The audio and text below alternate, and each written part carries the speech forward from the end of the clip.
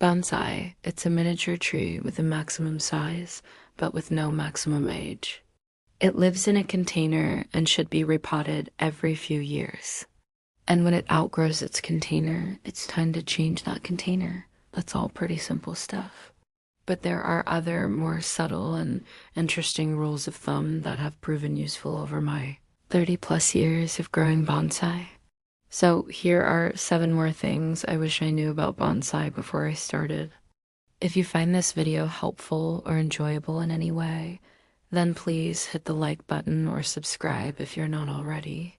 If you do grow bonsai, I do love to hear what rules of thumb you've discovered, so put those in the comments below. So the first one is ramification. Bonsai tend to be sparser than wild trees, and that is partly because we prune them to be sparser. But even among bonsai, there's a difference between very sparse and nicely branched. Bonsai can be pruned too much.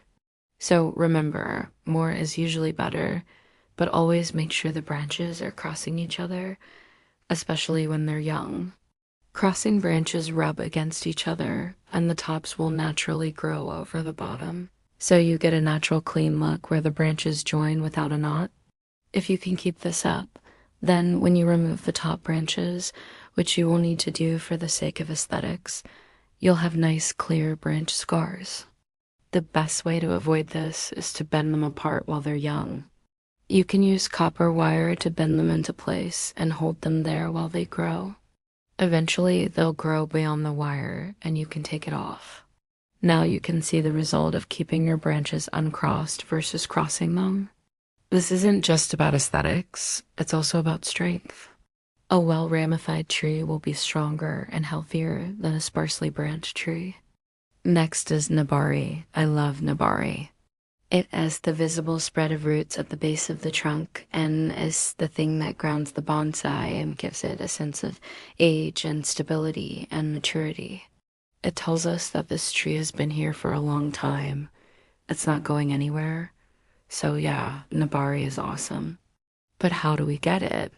Well, there are a few ways, but most of them involve either having a large enough pot to accommodate the roots, or if you don't want a huge pot, then you can install root spikes, which are metal rods that poke through the bottom of the container and the roots grow up and around those spikes.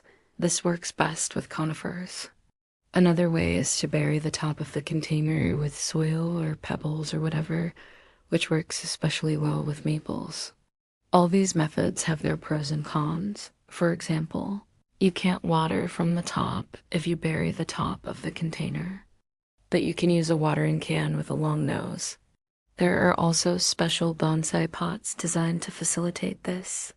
Or alternatively, you can use an irrigation system installed through the bottom of the container with a tube that feeds water from below.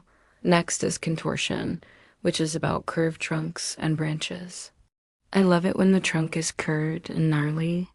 It suggests a lot of movement and a lot of life. It suggests age. It tells me the tree has been through a lot, but it's still standing. In fact, that initial growth from the roots to the first branch, called takiagari in Japanese, is the most important part of the tree. It sets the tone for the whole tree. It's kind of like a person's face, right? If the face is interesting and attractive, then people will spend more time looking at the rest of the body.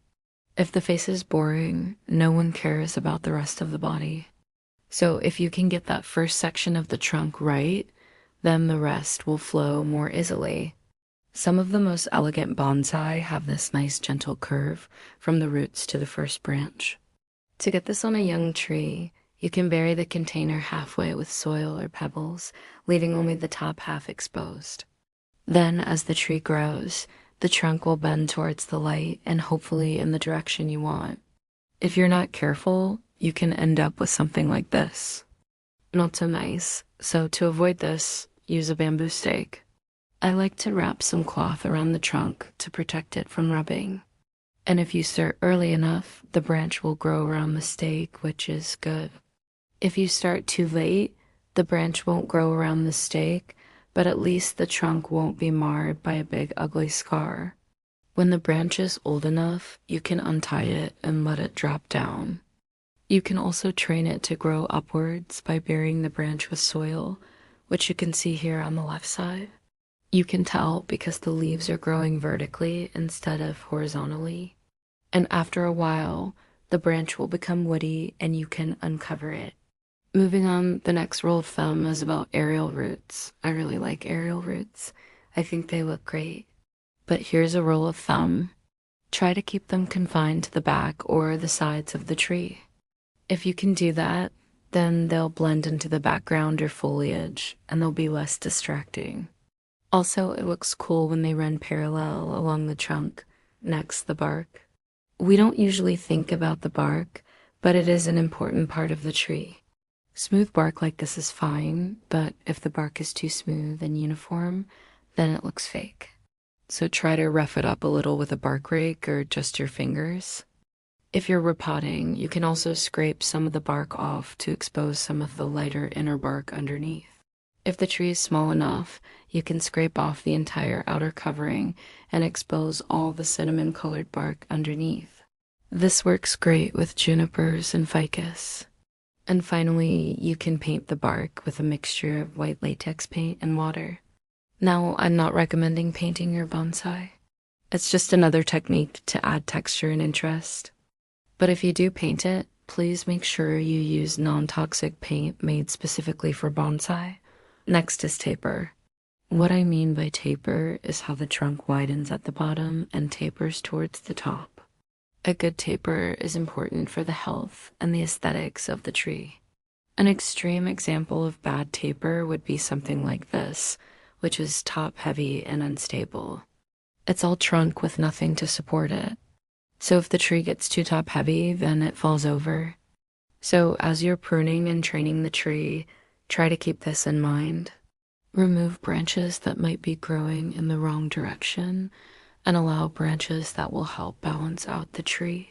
Finally, we have this last rule of thumb about needles and leaves. Needles and leaves are the tree's solar panels. They capture energy from the sun to help the tree grow.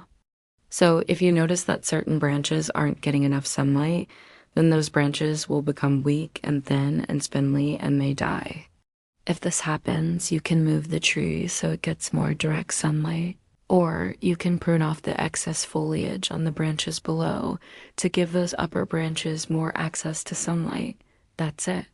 Those are 8 rules of thumb I wish I knew before I started growing bonsai. How about you? What rules of thumb have you discovered? Put those in the comments below. Thanks for watching.